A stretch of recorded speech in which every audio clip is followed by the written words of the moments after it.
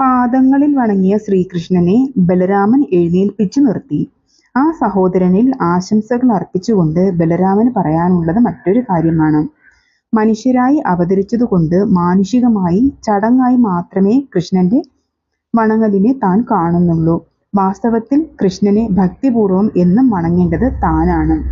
അനുജനായ ശ്രീകൃഷ്ണനെ എഴുന്നേൽപ്പിച്ചതിനു ശേഷം ബലഭദ്രൻ വിചാരിക്കുന്നു, മനുഷ്യജന്മം കൈക്കൊണ്ടതിനാൽ മാത്രമാണ് നീ ജ്യേഷ്ഠനായ എന്റെ പാദങ്ങളിൽ വണങ്ങിയത് ഉചിതമായി തന്നെ ഭാവിച്ചത്. അല്ലെങ്കിൽ നീ യഥാർത്ഥത്തിൽ ആരാണ് എന്ന സത്യം ഓർമ്മിക്കുമ്പോൾ ഞാനാണ് ഹൃദയം നിറഞ്ഞ ഭക്തിയോടുകൂടി നിത്യവും നിന്നെ വണങ്ങേണ്ടത്. വീണ്ടും അവർ ലൗകികമായ അവസ്ഥകളെ പ്രാപിക്കുന്നു. ബകാസുരവധം കഴിഞ്ഞപ്പോൾ നേരം വൈകിയിരുന്നു. വേഗത്തിൽ കൃഷ്ണനും ചങ്ങാതിമാരും അവരവരുടെ വീടുകളിൽ എത്തിച്ചേർന്നു. മായാവിദ്യ മൂലം ഒരു അസുരൻ ഘോരമായ പക്ഷിരൂപത്തിൽ വഴിയിൽ വന്നു കിടന്നതും അവനെ നന്ദഗോപപുത്രനായ കൃഷ്ണൻ കൊന്നതും മറ്റും ആ ഗോപബാലന്മാർ വിസ്തരിച്ച് പറഞ്ഞ് എല്ലാവരെയും വിസ്മയാധീനരാക്കി തീർത്തു. വിസ്മയത്തോടു കൂടി അവർ ആനന്ദിക്കുകയും ചെയ്തു. അവരെല്ലാവരും, സ്ത്രീകളും പുരുഷന്മാരും കുട്ടികളും അടക്കം എല്ലാവരും സംഭവം നടന്ന ദിക്കിലെത്തി ആ രാക്ഷസന്റെ മൃതദേഹം കണ്ടു. ഭീമാകാരനായ ബകാസുരനെ കേവലം 5 വയസ്സ് മാത്രം പ്രായമുള്ള കൃഷ്ണൻ കൊല ഓർത്തുകൊണ്ട് അവർ അതിരില്ലാതെ വിസ്മയത്തിൽ മുഴുകി. ഈശ്വരാനുഗ്രഹ ശക്തിയാലാണ് കൃഷ്ണനുള്ളതെന്ന് അവർ വിശ്വസിച്ചു. ബകാസുരന്റെ ജഡത്തിനു ചുറ്റും കൂടി നിന്നുകൊണ്ട് ഗോപന്മാർ ശ്രീകൃഷ്ണനിലെ ഈശ്വരാംശത്തെപ്പറ്റി പരസ്പരം ഓരോന്ന് പറഞ്ഞു. കൃഷ്ണനെ നോക്കിയപ്പോൾ അവർ ആനന്ദകരമായ വിസ്മയഭാവത്തിനു വിധേയരായി.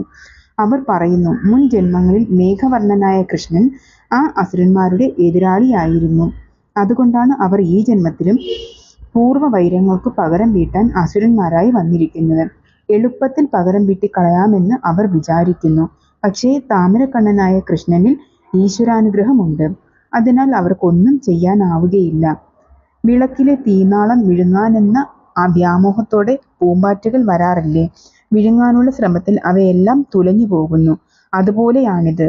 പണ്ട് മഹർഷി ഗാർഗൻ പറഞ്ഞത് ഇപ്രകാരമാണ്: ഹേ നന്ദ, നിന്റെ ഈ പുത്രൻ സാക്ഷാൽ നാരായണന് തുല്യനായിരിക്കും. ആ വാക്കുകൾ ഇപ്പോൾ അതേപടി ഭവിക്കുന്നു. മഹർഷിമാരുടെ വാക്കുകൾ ഒരിക്കലും തെറ്റുകയില്ല. അവ നിഷ്ഫലമാകുകയുമില്ല. പുത്രനായ ഇവൻ നമുക്കിടയിൽ ഉള്ളിടത്തോളം കാലം നമുക്കാർക്കും ഒരു സങ്കടവും ഉണ്ടാവുകയില്ല. അത് തീർച്ചയാണ്. ബകാസുരന്റെ ജഡത്തിനു സമീപം കൂട്ടമായി നിന്നുകൊണ്ട് ഗോപാലന്മാർ പറയുന്നു, നന്ദഗോപനും ഭാര്യ യശോദയും ചെയ്ത സുകൃതത്തെ വാഴ്ത്തുന്നതിന് 1000 നാവുള്ള അനന്തന് പോലും കഴിവില്ല. അതുകൊണ്ടല്ലേ കൃഷ്ണനെ പോലെയുള്ള ഒരു പുത്രൻ അവർക്കുണ്ടായത്. തുടർച്ചയായി പലതും പറഞ്ഞുകൊണ്ട് നിന്നതിനു ശേഷം അവർ താങ്കളുടെ വീടുകളിലേക്ക് പോയി. കൃഷ്ണനെ എപ്പോഴും കണ്ടുകൊണ്ടിരിക്കാനാണ് അവർക്ക് ആഗ്രഹം. പക്ഷേ ചുമതലകൾ നിറവേറ്റേണ്ടതുണ്ടല്ലോ. നന്ദനും യശോദയും മക്കളും മറ്റുള്ളവരെ പോലെ തങ്ങളുടെ ഭവനത്തിൽ മടങ്ങി. വീട്ടിൽ പോയവരും മറ്റു കാര്യങ്ങളിൽ ഏർപ്പെട്ടുകൊണ്ടിരുന്നവരും ഒരുപോലെ കൃഷ്ണലീലകളെക്കുറിച്ച് ചിന്തിച്ചുകൊണ്ടിരുന്നു. ആ ചിന്ത അവർക്ക് സർവ്വവിധമായ സങ്കടങ്ങളിൽ നിന്നും മോചനം നൽകി. അവാച്യമായ ആനന്ദം കൃഷ്ണലീലാ സ്മൃതിയിൽ നിന്ന് അവർ നുകർന്നു. ലോകത്തെ പരിപാലിക്കുന്നതിനും ധർമ്മം കാത്തുരക്ഷിക്കുന്നതിനുമാണ് വിഷ്ണു ഭഗവാൻ യദുകുലത്തിൽ കൃഷ്ണനായി ജനിച്ചിരിക്കുന്നത്. നന്ദഗോപന് അതിൽ നിന്നും പ്രത്യേകമായ സന്തോഷവും കൈവന്നു. നന്ദഗോപന്റെ പുത്രനായി മഹാവിഷ്ണു ജനിച്ചതുമൂലം അമ്പാടിയിലുണ്ടായ സന്തോഷം എത്രയെന്ന് വിവരിക്കാൻ എനിക്ക് വാക്കുകളില്ല. ശുഗമഹർഷിയാണ് പരിശുദ്ധ രാജാവിനോട് സംസാരിക്കുന്നതെന്ന് ഇവിടെ ഓർമ്മിക്കുക. ദേവദേവേശനായ ശ്രീകൃഷ്ണന്റെ ലീലാമൃതം എപ്പോഴും ഓർമ്മിച്ചുകൊണ്ടിരിക്കുന്നത് അത്യുത്തമമത്രേ. കൃഷ്ണലീലാമൃതം സേവിച്ച് മുക്തി നേടുന്നതിന് കവി ഇവിടെ വായനക്കാർക്ക് ഉപദേശം നൽകുന്നു. ഇവിടെ ആദ്യ ഭാഗത്ത് പരമാത്മാവിനെ വിവരിക്കുന്നു. പല പ്രാവശ്യം ആവർത്തിച്ചു കഴിഞ്ഞിരിക്കുന്ന വിവരണമാണിത്. എത്ര ആവർത്തിച്ചാലും അധികമാകാത്ത വിവരണവുമാണ്.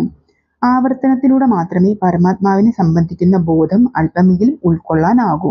സാധാരണ മനസ്സുകൾക്ക് ആവർത്തനമില്ലാതെ പരബ്രഹ്മ സങ്കല്പത്തിലേക്ക് എത്തി നോക്കാൻ പോലും ആവുകയില്ല.